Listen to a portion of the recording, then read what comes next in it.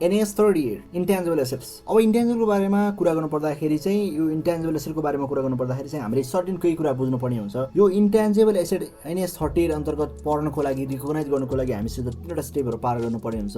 पहिलो स्टेप भनेको चाहिँ पहिला त एसेट रिकगनाइज हुनु पर्यो, एसेट हो भन्ने कुरा हुनु पर्यो। दोस्रो नम्बरमा इन्ट्यान्जिबल एसेटको डेफिनेसन मिट हुनु पर्यो। तेस्रो नम्बरमा भनेको रिकग्निसन क्राइटेरिया मिट हुनु पर्यो। यदि यी तीनवटा स्टेपहरू पार हुन्छ भने हामी NAS 30 year अन्तर्गत इन्ट्यान्जिबल एसेट भनेर रिकगनाइज गर्छौँ है त। अब कुरा गरौँ इन्ट्यान्जिबल एसेट भन्नेको बारेमा, के हो त यो भनेको भन्ने कुरा बुझ्नु पर्यो।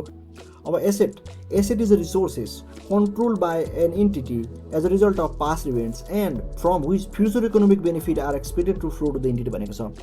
एसेट भनेको रिसोर्सेसहरू भयो, त्यो इन्टिटीले कन्ट्रोल गरेको हुन्छ। के को कारणले गर्दाखेरि त पास्टमा गरेका केही काम कारबाहीको कारणले गर्दाखेरि अहिले त्यो एसेटहरू अथवा रिसोर्सेसहरू कन्ट्रोल गरेको छ र जसबाट चाहिँ उसले के एक्सपेक्ट गर्छ भन्दाखेरि चाहिँ फ्युचरमा इकोनोमिक बेनिफिटहरू इन्टिटीमा आउँछ, त्यसले इकोनोमिक बेनिफिट दिन्छ भन्ने कुरा उसले एक्सपेक्ट गरेको छ भन्ने कुरा छ भने त्यो के हुन्छ भन्दाखेरि एसेट हुन्छ भनेर बुझ्नु पऱ्यो।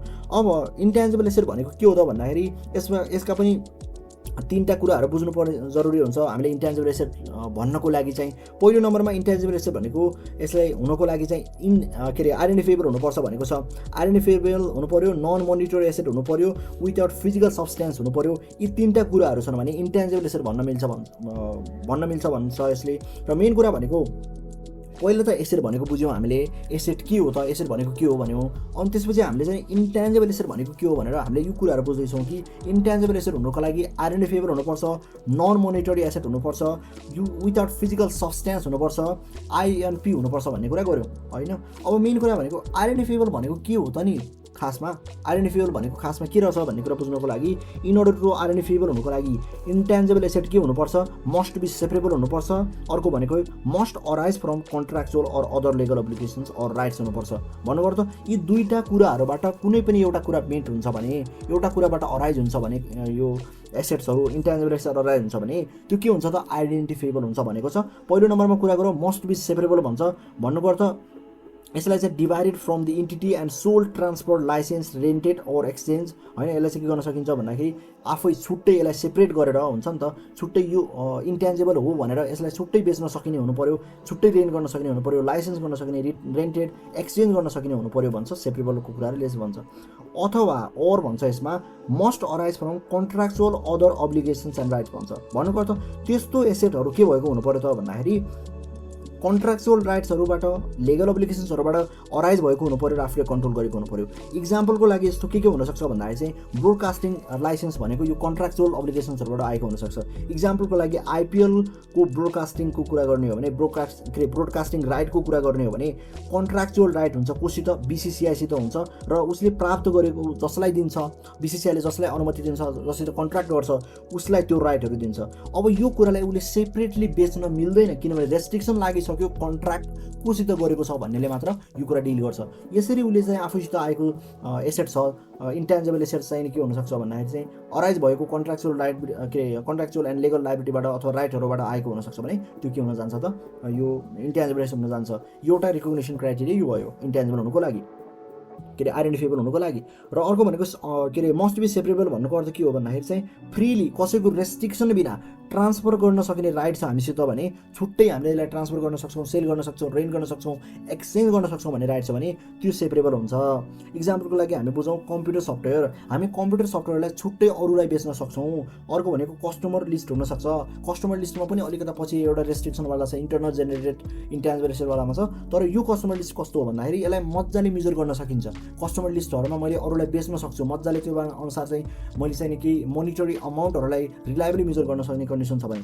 अर्को भनेको ट्रेडमार्कहरू भयो, ब्रान्ड नेमहरू भयो। ब्रान्ड नेममा पनि कस्तो छ भन्दाखेरि यसको अलिकता पछि के एउटा एक्सेप्सनहरू छ, त्यो पनि इन्ट्यान्जिबल नै हुनसक्छ, कहिलेकाहीँ इन्टरनल जेनेरेट हुनसक्छ इन्ट्यान्जिबल एसेटहरूमध्ये पनि। ब्रान्ड आफैले जेनेरेट गरेको भने पर्दैन, अरूबाट पर्चेस गरेको हो भने त्यो पनि यसमा सेपरेबल हुन्छ भन्ने कुरा भयो। र अर्को भनेको कहिलेकाहीँ यो इन्सेपरेबल हुन सक्ने कुराहरू इन्ट्यान्जिबल एसेट जो इन्सेपरेबल हुन्छ नि त, ती इन्सेपरेबललाई चाहिँ NAS 38ले इन्ट्यान्जिबल होइन भन्छ, मान्दैन यसले। किनभने इक्जाम्पलको लागि यिनीहरूलाई चाहिँ इन्डिभिजुअली ट्रिट गर्नै सकिने कन्डिसन छैन। यो त्यो के अरे इन्टरनली जेनेरेटेड गुडविलका कुराहरू भयो, इन्टरनली जेनेरेटेड यो कस्टमर लोयलिटीका कुराहरू भए, अनि स्किल इम्प्लोइका कुराहरू भए, ब्रान्ड भ्याल्युको कुराहरू भए, कस्टमर लोयलिटीका कुराहरू भए, यी कुराहरूलाई छुट्टै बेच्न सकिँदैन। बट एउटा कुरा चाहिँ के एक्सेप्सन हो भन्दाखेरि पर्चेज गरेका यी कुराहरूलाई चाहिँ राख्न सकिन्छ। जस्तो purchase goodwill is arising from business combination as a separate legal कन्ट्र्याक्टहरूबाट। यो सेपरेट त होइन, आइडेन्टिफिएबल कुन हदमा आइडेन्टिफिएबल भयो भन्दाखेरि चाहिँ यो दोस्रो condition must arise from contractual other लाइबिलिटिजहरू के अरे राइट्सहरूबाट चाहिँ अराइज भएको कारणले गर्दाखेरि चाहिँ अदर कन्ट्र्याक्चुअल राइट्सबाट यो अराइज भएको कारणले गर्दाखेरि चाहिँ यसलाई चाहिँ आइडेन्टिफिएबल राखियो। तर यो पनि आफैमा एउटा सेपरेबल चाहिँ होइन भन्ने बुझ्नु पऱ्यो र यसलाई रिकगनाइज गर्नुपर्ने हुन्छ भन्छ। अनि अर्को भनेको चाहिँ यस्ता इनसेपरेबल कुराहरू छन् नि त, यी इनसेपरेबल कुराहरूलाई इन्ट्यान्जिबल एसेटको रूपमा रिकगनाइज गरिँदैन किनभने यिनीहरूको रिजनेबली इस्टिमेट गर्न सकिँदैन। अब हामीले चाहिँ यो कुराहरू मात्र आइडेन्टिफाइबल भयो भन्दैमा हामीले चाहिँ इन्ट्यान्जिबल भन्न मिलेन, रिकगनाइज गर्न मिल्दैन यो 38 अनुसार। त्यही भएर एउटा अर्को रिकगनिसन क्राइटेरिया के हुनुपर्छ भन्दाखेरि हामीले इनिसियल रिकगनिसन क्राइटेरिया पनि त फुलफिल हुनु पर्यो। सुरुमै कुरा गरिसकेका छौँ, 3वटा कन्डिसन्सहरूमा मिट भयो भने हामी रिकगनाइज गर्छौँ भनेको थियौँ। यो त एउटा आइडेन्टिफाइबल हुन्छ कि हुँदैन भन्ने कुरा मात्र कुरा भएको खासमा। अर्को कुरा गर्नु पर्यो, जुन हाम्रो यो कन्ट्र्याक्चुअल एन्ड लिगल राइट अन्तर्गत अराइज भएको इन्ट्यान्जिबल एसेट भन्दाखेरि कुनै अब लहरू हुनसक्छ, रुल्स एन्ड रेगुलेसन अन्तर्गत चाहिँ अथवा अरू कुनै तरिकाबाट चाहिँ अराइज भएको हुनसक्छ। यो त्यसको राइट्स एन्ड अब्लिगेसन्स एन्ड त्यसको ओनरसिप, त्यसको कन्ट्रोल हामीसित छ भने त्यो चाहिँ के हो त भन्दाखेरि इन्ट्यान्जिबल एसेट आइडेन्टिफाइबल भएको मानिन्छ। अर्को कुरा भनेको monetary and non monetary item भन्छ क्या। मोनिटरी भनेको कस्तो भन्दाखेरि चाहिँ यो मनी हेल्ड आफूसित पैसा भएको क्यास अथवा क्यास इक्विभ्यालेन्ट कुराहरू भयो। अर्को भनेको के अरे asset is received in fixed or determinable amount of the money receivable and payable भन्छ भन्नुको अर्थ त्यही डिटर्मिनेबल भन्नुको अर्थ गनेरै पैसा अथवा युनिट करेन्सीहरूमा चाहिँ हामीले लिन सक्ने अथवा दिन सक्ने कन्डिसन्सहरू छ भने त्यस्तोलाई रिसिभेबल एन्ड पेएबल भन्छ। यो हामीले NAS 21 अन्तर्गत पनि यसको बारेमा केही चर्चा गरेको थियौँ। र अर्को भनेको चाहिँ asset which is not mandatory monetary is known as a non monetary asset भन्छ। अब सिम्पली जो चाहिँ मोनिटरी नै होइन त्यसलाई के नन मोनिटरी भनि नै हाल्छ भन्ने कुरा भइहाल्यो। मेन कुरा भनेको ब्याङ्क ब्यालेन्स भनेको मोनिटरी हो, ब्याङ्क लोन भनेको पनि मोनिटरी नै भयो, ब्याङ्क के अरे स्यालेरी पेएबल भनेको मोनिटरी भयो, सेयर अफ द ब्याङ्कहरू भइरहेछ त्यो चाहिँ नन मोनिटरी हुन जान्छ। इन्भेन्ट्रिज भनेको पनि नन मोनिटरी भयो र डिबेन्चर पनि मोनिटरी भित्र पर्छ नि डिबेन्चर। अर्को चाहिँ हामीसँग यो इन्ट्यान्जिबल एसेटको भनेको के हो भन्दाखेरि चाहिँ विदाउट फिजिकल सब्सटेन्स हुनु पऱ्यो। भन्नुको अर्थ it can not be physically identified, physically identify हुन सक्दैन। अर्को भनेको चाहिँ an entity use judgement to assess which element is more significant to determine whether the asset falls under PP NAS 16 or intangible asset under 38 भन्छ। भन्नुको अर्थ एउटा guidelines के छ भन्दाखेरि चाहिँ an asset that incorporate both, एसेटलाई के इन्कर्पोरेट भइरहेछ बोथ ट्यान्जिबल एन्ड इन्ट्यान्जिबल इलिमेन्टहरू इन्कर्पोरेट गरिरहेछ भने त्यस्तो कन्डिसन्सहरूमा ट्रिट गर्नुपर्ने हुन्छ NAS 16 और NAS 38 अनुसार। त्यसको लागि चाहिँ हामीले एसेस गर्नुपर्ने हुन्छ इलिमेन्टहरूलाई कुन चाहिँ मोर सिग्निफिकेन्ट छ त भनेर हैन। सुड बी ट्रिटेड अन्डर 16 और 38 entity should assess which element is more significant. भन्नुको अर्थ मानौँ हामीले कतैबाट सफ्टवेयर पर्चेस गऱ्यौँ CD मा भने त्यो हेर्दाखेरि त इन्ट्यान्जिबल देखिरहेछ तर मेन इन्टेन्स हाम्रो सिग्निफिकेन्ट के किनेको हो त हामीले भन्दाखेरि चाहिँ सफ्टवेयर किनेको हो भने चाहिँ इन्ट्यान्जिबल हुन जान्छ। तर हामीले कम्प्युटर पर्चेस गरेको हो इन्कर्पोरेटिङ सफ्टवेयर भने हामीले चाहिँ कम्प्युटर पर्चेस गरेको कारणले गर्दाखेरि सिग्निफिकेन्ट कुरा भनेको कम्प्युटर हो भनेपछि यहाँ चाहिँ कम्प्युटर चाहिँ ट्यान्जिबल हुन्छ। NAS 16 ले डिल गर्छ, अगाडिको सफ्टवेयर पर्चेस गरेको CD को फर्मेटमा त्यो NAS 38 ले डिल गर्ने कुराहरू भयो। अब इनिसियल रिकग्निसनको कुरा गरौँ। इनिसियल रिकग्निसनमा के छ भन्दाखेरि यो खास के भनेर बुझ्नु पर्यो इनिसियल रिकग्निसनलाई भन्दाखेरि नि कति बेला रिकग्नाइज गर्ने त रिकग्निसन क्राइटेरिया हो इनिसियल रिकग्निसन भनेको।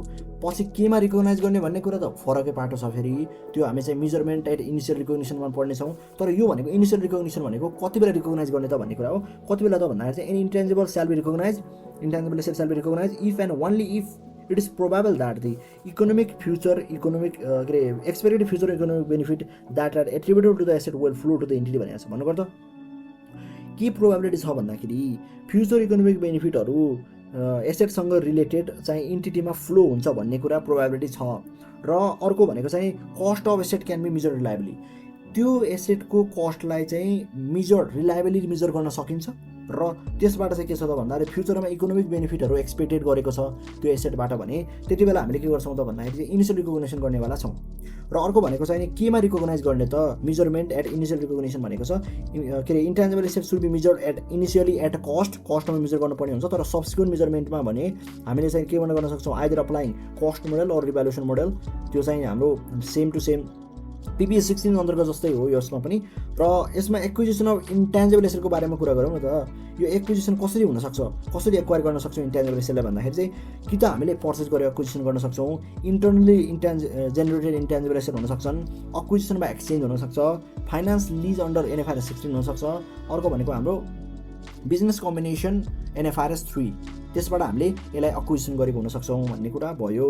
र मेन कुरा भनेको चाहिँ अब यसमा के बुझ्नु जरुरी छ भन्दाखेरि expenditure on intangible asset should be recognise as expenses when it incurs unless it forms part of the cost of intangible assets. भन्नुको अर्थ हामीले कुनै इन्टेन्जिबल एसेटको रूपमा केही खर्च गऱ्यौँ होला, एक्सपेन्डिचरहरू गऱ्यौँ होला, तिनीहरूलाई चाहिँ नै SOPL मा चार्ज गर्नुपर्ने हुन्छ यदि तिनीहरूले यो इन्टेन्जिबल एसेटको रिकग्निसन क्राइटेरियाहरू डेफिनेसन्सहरूलाई के गर्न सक्दैन त मिट गर्न सकेन भने हैन। रिकग्निसन क्राइटेरिया भन्छ नि त, तीनवटा कुरा गऱ्यौँ, एसेट हुनु पर्यो, एसेट भइसकेपछि त्यसको इन्टेन्जिबल एसेटको डेफिनेसनभित्र पढ्नु पर्यो, त्यो डेफिनेसन भइसकेपछि इनिसियल रिकग्निसनको क्राइटेरिया फुलफिल हुनु पर्यो।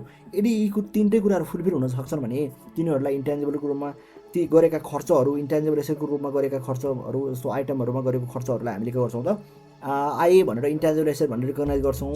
अदरवाइज हामी यसलाई के गर्छौँ SOPL मा चार्ज गर्ने गर्छौँ। इक्जाम्पलको लागि एडभर्टिजमेन्ट अथवा promotional expenses, marketing of new product, नयाँ प्रोडक्टहरूको डेभलपमेन्ट गर्दाखेरि हामीले मार्केटिङ गर्नु पर्यो, प्रमोसन गर्नु पर्यो भने यहाँ नो इन्टेन्जिबल एसेट जेनेरेटेड होइन क्रिएटेड। सो यो एक्सपेन्डिचर के अरे क्यापिटलाइज नगर्ने एक्सपेन्स इन SOPL यदि इन्टेन्जिबल एसेट क्रिएट भएको थियो भने चाहिँ हामीले एक्वायर गर्दाखेरि क्रिएट गर्दाखेरि यसलाई क्यापिटलाइज गर्छौँ, रिकग्नाइज गर्छौँ इन्टेन्जिबल एसेट भनेर। तर यहाँ चाहिँ त्यस्तो क्रिएट नभएको कारणले गर्दाखेरि चाहिँ किनभने डेफिनेसन क्राइटेरिया नै मिट हुन सकेन यो कन्डिसन्सहरूमा होइन। डेफिनेसन क्राइटेरिया भनेको आइदर हामीले त्यो आइडेन्टिफाइबल हुनु पर्यो, नन मोनेटरी हुनु पर्यो, अनि अर्को भनेको फिजिकल सब्सटेन्स बिनाको हुनु पर्यो भन्ने छ नि त, विदाउट फिजिकल सब्सटेन्स। तर सुरुमै आइडेन्टिफाइबल आइदर सेपरेबल थ्रु हुनसक्छ अथवा अर्को भने कन्ट्र्याक्चुअल अथवा त्यो कन्ट्र्याक्चुअल अथवा लिगल राइट्स थ्रु हुनसक्छ। तर यहाँ कुनै पनि तरिकाले नहुन सक्ने भयो क्या, कन्ट्र्याक्चुअल अथवा लिगल राइटहरूबाट अराइज नहुने भयो। त्यो कारणले गर्दा यसलाई चाहिँ हामीले रिकग्नाइज गर्न सक्दैनौँ। अर्को भनेको इन्टरनली जेनेरेटेड इन्टेन्जिबल एसेटको कुरा गरौँ। यहाँ चाहिँ हामीले internally generated intangible asset such as customer loyalty, quality control, customer database लिस्टहरू भयो, इन्टरनल ब्रान्डहरू भयो, and not recognise as intangible asset भनेको छ। किनभने यिनीहरूले चाहिँ के कुराहरू मिट गर्न सक्दैन त भन्दाखेरि चाहिँ they are not separable. That is separable नभएको कारणले गर्दाखेरि चाहिँ आइडेन्टिफाइबल हुनु पनि सकेन अपरेटिङ एक्टिभिटीहरूबाट, फ्रम द नर्मल अपरेटिङ एक्टिभिटीबाट यिनीहरूलाई सेपरेट गर्न सकेन, आइडेन्टिफाई गर्न सकिएन। किनभने आइडेन्टिफाई हुनको लागि त दुईवटा कन्डिसन थियो नि त, कुनै एउटा मिट भए पुग्थ्यो। तर यिनीहरूको चाहिँ न त कुनै तपाईँको must arise from contractual rights and अब्लिगेसन्सहरू, कन्ट्र्याक्चुअल एन्ड लिगल राइट्सहरूबाट के अरे क्रिएट भएको छ, न त यो कुनै अब सेपरेट नै छैन, यसलाई सेपरेटली बेच्न सकिने कन्डिसन छैन, यिनीहरूलाई मेजर नै गर्न सकिने छैन। Hence the cost of the item can not be measured reliably and hence the recognition criteria is not made the to consider as intangible asset भनेको छ। इन्टायर बिजनेस नबेचेसम्म यो सेपरेट हुनै सक्ने कन्डिसनमा छैनन् यिनीहरू। त्यो कारणले गर्दाखेरि चाहिँ यिनीहरूलाई के गर्न सकिन्छ भन्दाखेरि यो इन्टरनली जेनेरेटेड इन्टेन्जिबल एसेटहरूलाई रिकग्नाइज गरिँदैन। Hence it is essential to met the recognition criteria in order to recognise as intangible asset भनेको छ है। अनि अर्को कुरा भनेको हामीले यो च्याप्टरको अन्तिममा के कुरा बुझ्नु पर्यो भने हामीले इन्टरनली जेनेरेटेड इन्टेन्जिबल एसेट कति बेला हामीले रिकग्नाइज गर्छौँ त भन्ने कुरा दुईवटा फेजहरूमा कुरा गरेको छ। To assess whether any internally generated intangible asset meet the criteria for recognition and entity classify the generation of asset into भन्नुको अर्थ त्यो इन्टरनली जेनेरेटेड एसेट चाहिँ इन्टेन्जिबल एसेट चाहिँ कुन तरिकाबाट कसरी जेनेरेट भएको हो त भन्ने कुरामा हेर्नुपर्छ, त्यसरी क्लासिफाई गरेको छ भन्छ। भन्नुको अर्थ रिसर्च फेजबाट हो कि डेभलपमेन्ट फेजबाट जेनेरेट भएको हो भन्ने कुरा हेर्नु पर्यो रे। पहिलो नम्बरमा कुरा गरौँ, रिसर्च फेजबाट जेनेरेट भएको रहेछ अरे मानौ। No intangible assets arising from research or from the research phase of internal project shall be recognise भनेको छ। कुनै पनि एसेट्सहरूलाई इन्ट्यान्जिबल एसेट्सहरूलाई चाहिँ नि रिसोर्स फेजबाट जेनेरेट भएको छ भने तिनीहरूले रिकग्नाइज गरिँदैन भन्छ। र expenses in resource phase is charge to SOPL, एसओपिएलमा चार्ज गरिन्छ। Main reason behind charging it to the SOPL is that the resource may fail or no future economic benefit may flow to the entity in future भन्छ। भन्नुको अर्थ किन यसलाई एसओपिएलमा transfer गर्नु पऱ्यो त, charge गर्नु पऱ्यो त भन्दाखेरि चाहिँ मेन कुरा भनेको यसको रिसोर्स चाहिँ फेलियर हुनसक्छ। अर्को कुरा भनेको चाहिँ नि फ्युचर इकोनोमिक बेनिफिट नआउन सक्छ इन्टिटीमा भन्ने तरिकाले हो। सिम्पली के बुझ्नु पऱ्यो भन्दाखेरि सेल्फ रिसर्च गरेका प्रोजेक्टहरू, सेल्फ रिसर्चबाट आएका इन्टरनली जेनेरेटेड इन्ट्यान्जिबल एसेट्सहरूलाई एसओपिएलमा चार्ज गरिन्छ भन्छ। र यदि मानौ इफ अक्वायर्ड रिसर्च प्रोजेक्ट हो भने कुनै अरू बिजनेस कम्बिनेसन्सहरूबाट अक्वायर गरेको हो हामीले भने यसलाई चाहिँ के गर्नुपर्छ भन्दाखेरि रिकग्नाइज गर्नुपर्ने हुन्छ, त्यसलाई हामीले क्यापिटलाइज गर्नुपर्ने हुन्छ। यदि यसले के गर्छ त इन्ट्यान्जिबल एसेटको डेफिनेसन क्राइटेरिया मिट गर्छ भने, डेफिनेसनको क्राइटेरियाले के गर्छ त मिट गर्छ भने, 3टा क्राइटेरिया गरेको थियौँ हामीले, अगेन त्यसलाई रिपिट गर्नु परेन, 3टा क्राइटेरिया फुलफिल गर्न सक्छ यसले भने यसलाई रिकग्नाइज गर्न सकिन्छ भन्छ। तर एक्वायर गरेकोलाई मात्र यस्तो हो नि फेरि हैन। अर्को भनेको चाहिँ तपाईँको सेल्फ रिसोर्स फेजमा भएकाहरूलाई त गर्नु परेन, उनीहरूलाई सिधै काम गर्नु पर्छ, एसओपिएलमा चार्ज गरिदियो सक्यो। अनि अर्को भनेको डेभलपमेन्ट फेजबाट भनेको छ and intangible asset arising from development phase is recognise, कति बेला मात्र रिकग्नाइज गरिन्छ भन्दा चाहिँ if and only each of the following condition can be demonstrated भनेको छ। यदि तलका कन्डिसन्सहरू मजाले डेमोन्स्ट्रेट गर्न सकियो, यिनीहरूलाई मजाले रेडिली आइडेन्टिफाई गर्न सकियो र भन्न सकिन्छ, इजिली भन्न सकिन्छ भने त्यो कन्डिसनमा हामीले इन्ट्यान्जिबल एसेट्सहरूलाई रिकग्नाइज गर्छौँ which are develop through development फेजहरूबाट।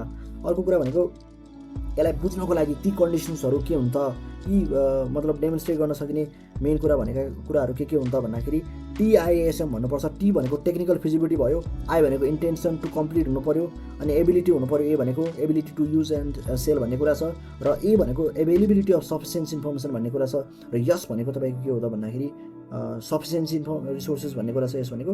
र यो यम भनेको चाहिँ नि measure reliably the expenditure incurred on the asset during development phase. भन्नुको अर्थ पहिला चाहिँ हामीले technical feasibility of the completing the asset हुनु पऱ्यो, भन्नुको अर्थ पुरा गर्न सकिन्छ भन्ने प्रमाण हुनु पऱ्यो र प्रयोग गर्न पनि सकिन्छ भन्ने प्रमाण हुनु पऱ्यो सुरुमा त, त्यो आउनुभन्दा अगाडि अथवा त्यो बनाउनुभन्दा अगाडि त्यो इन्टेन्सन चाहिँ हुनु पऱ्यो। अर्को भनेको it's intention to complete and use the asset, use and sell the asset भन्ने कुरा छ।